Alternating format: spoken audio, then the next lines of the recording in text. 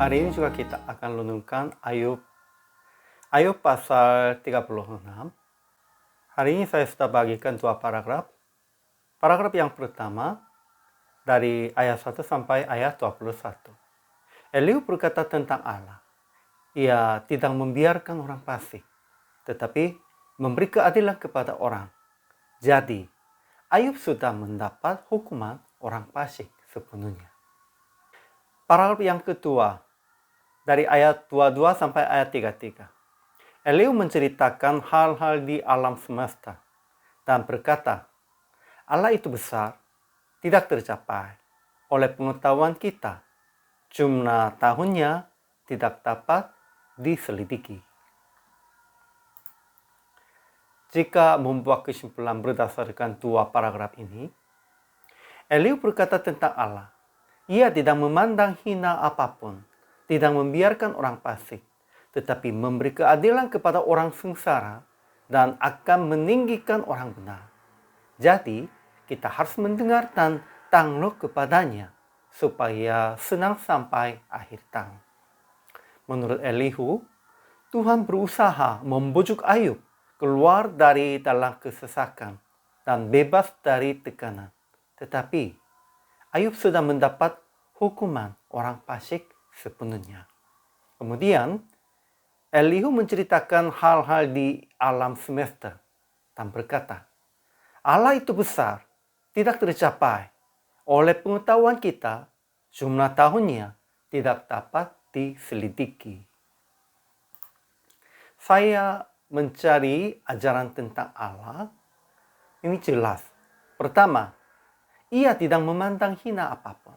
Kedua, ia tidak membiarkan orang fasik. Ketiga, ia memberi keadilan kepada orang sengsara dan akan meninggikan orang benar. Itu semuanya menurut Elihu, namun saya juga setuju.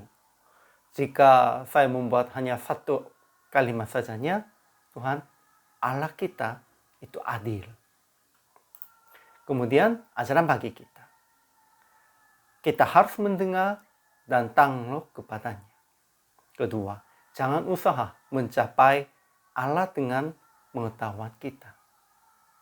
Ketiga, jangan panas hati membujuk Anda berolok-olok.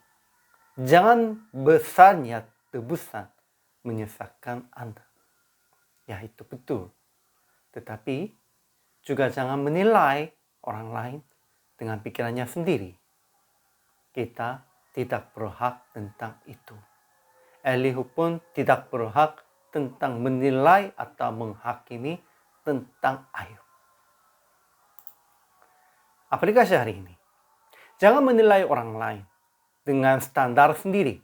Harus melihat dengan pandangan Tuhan. Kedua, terus baca dan renungkan Alkitab, firman, supaya memahami kehendak Tuhan dengan benar. Ya, sekalipun sudah tahu, harus melihat lagi, harus renungkan lagi. Sesungguhnya ini kehendak Tuhan, ini keinginan Tuhan. Kalau begitu, PR praktik hari ini. Jangan menghakimi orang lain dengan prinsip atau ide dirinya sendiri. Dan hari ini, renungkanlah firman dengan teks minggu kemarin. Sekalipun sudah renungkan sekali, jika hari ini renungkan lagi, pasti bisa ketemu lagi tentang kehendak Tuhan yang baru dan ada baru pemahamannya. Tuhan memberkati. Selamat melayani.